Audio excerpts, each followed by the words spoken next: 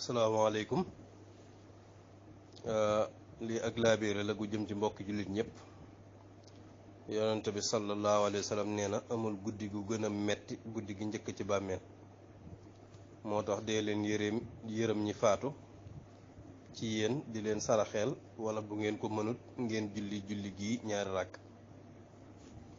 julli gii nag ku dem ci téere bi tamit ñëw na ci. ràkk bu njëkk bi boo jàngee faati ba pare da ngay jàng ayatul kursi benn yoon, saaru alhaykumu takaasuru bam jeex benn yoon, saaru lixlaas fukki yoon ak benn. ràkk bu ne nga def loolu. boo sëlmalee nga wax lii: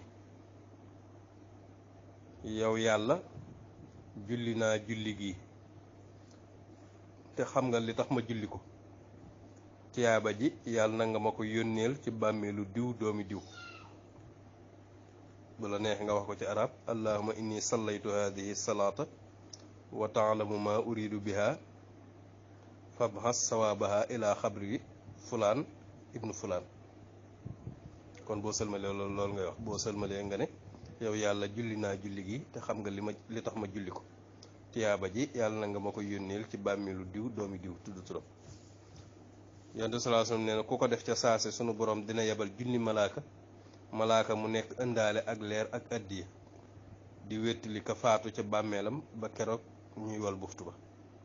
yow mi def julli gi tamit bés bu set sunu borom dina la bindal tiyaaba yu bari lool yu kenn mënta takk, te tamit dina la jox ci ak mbaaxam tiyaabay 40 junni aj màkk ak tiyaabay 40 junni umra ak tiyaabay junni ñu faatu ci jihaad di ay shahid, tabaxal la junni dëkk ca àjjana.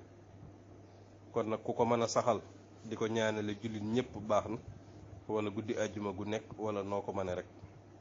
jërë ngeen jëf. seen mbokk Baye Dame Mbaye, Touba Longhor.